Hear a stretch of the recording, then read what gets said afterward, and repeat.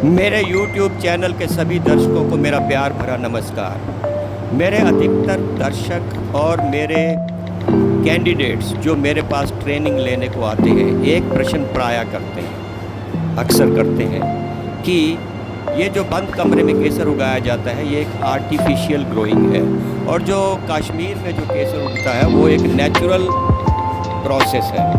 तो कोई इस आर्टिफिशियल ग्रोन केसर के ऊपर कैसे विश्वास कर ले कि इसकी जो क्वालिटी है वो कहाँ स्टैंड करती है, और यह यील्ड है जो इसका प्रोड्यूस है वो कश्मीर के कंपैरिजन में कहाँ स्टैंड करता है। तो मैं इन दोनों प्रश्नों के जवाब अपने दर्शकों को देना चाहूँगा। पहली बात तो मैं ये क्लियर कर देना चाहूँगा, ये जो बंद कमरे में हम केसर ग्रो करते हैं ये 100% शत-प्रतिशत नेचुरल ग्रोइंग टेक्निक है, ये आर्टिफिशियल नहीं है। हाँ, मैं आपको उसके कारण बताऊँ। हाँ, मैं ये मानता हूँ कि जो हम क्लाइमेट क्रिएट करते हैं, जो climate which is replica of climate of Kashmir, वो हम डेफिनेटली आर्टिफिशियली इक्विपमेंट के द्वारा क्रिएट करते हैं। हम इस प्रोड्यूस को, इस ग्रोथ को आर्टिफिशियल तब कह सकते थे अगर हम किसी तरह का कोई केमिकल, किसी तरह का कोई फर्टिलाइज़र, किसी तरह की कोई इंजेक्शन, कोई ग्रोथ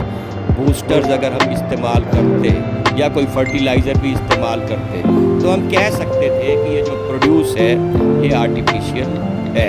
लेकिन मैं पूरे कॉन्फिडेंस के साथ कह रहा हूँ कि इस टेक्निक में किसी तरह का कोई केमिकल इस्तेमाल नहीं होता, किसी तरह की कोई कलरिंग, किसी तरह का फर्टिलाइज़र, इंजेक्शन, कोई ग्रोथ बूस्टर इसमें इस्तेमाल नहीं होता, किसी तरह का कोई भी एक्सटर्नल एजेंट इस टेक्निक में इस्तेमाल नहीं होता। तो जो प्रोड्यूस होता है बिल्कुल नेचुरल है, जो कि ऑर्गेनिक है, केमिकल फ्री होता है।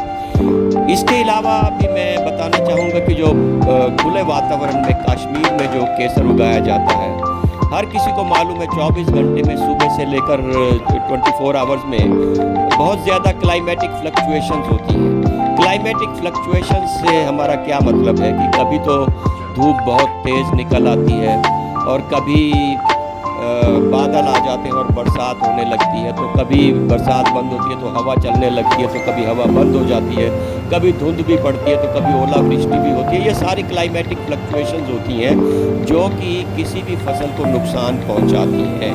लेकिन बंद कमरे में तो इस तरह की कोई क्लाइमेटिक फ्लक्चुएशन भी नहीं होती।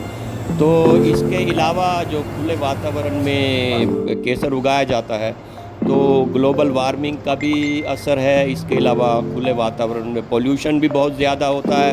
ये सभी जो फैक्टर्स हैं ये फसलों को नुकसान पहुंचाते हैं। लेकिन अगर हम बंद कमरे की बात करें तो यहाँ ग्लोबल वार्मिंग का भी कोई इफ़ेक्ट नहीं है और किसी तरह का कमरे के अंदर कोई पोल्यूशन भी नहीं होता, तो इस वजह से फसल को किसी तरह का कोई नुकसान नहीं होता। एक और भी बहुत इम्पॉर्टेंट फैक्टर है, हर कोई जानता है कि जो कश्मीर में जो केसर ग्रो होता है वो सॉइल बेस्ड फार्मिंग है, मतलब भूमि में, मिट्टी के अंदर वो ग्रो होता है।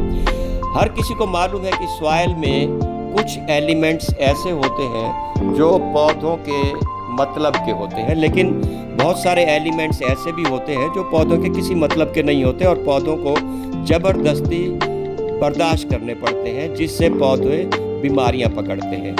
इनको सॉइल ट्रांसमिटेड डिजीज़ बोलते हैं। लेकिन जो हमारी टेक्निक है बंद कमरे में सॉइललेस है, इसमें सॉइल का किसी तरह का कोई इस्तेमाल नहीं होता। इस वजह से सॉइल ट्रांसमिटेड डिजीज़ भी इसमें नहीं होती। तो ये जो प्रोड्यूस होता है टोटली डिजीज़ फ्री होता है। अगर इसमें किसी तरह की कोई बीमारी नहीं लगती तो उसके किसी ट्रीटमेंट की भी ज़रूरत नहीं है। तो किसी ट्रीटमेंट जनरली केमिकल से ही होता है, तो इसमें कोई ट्रीटमेंट की ज़रूरत नहीं है। तो ये टोटली केमिकल फ्री प्रोड्यूस होता है, 100% ऑर्गेनिक होता है।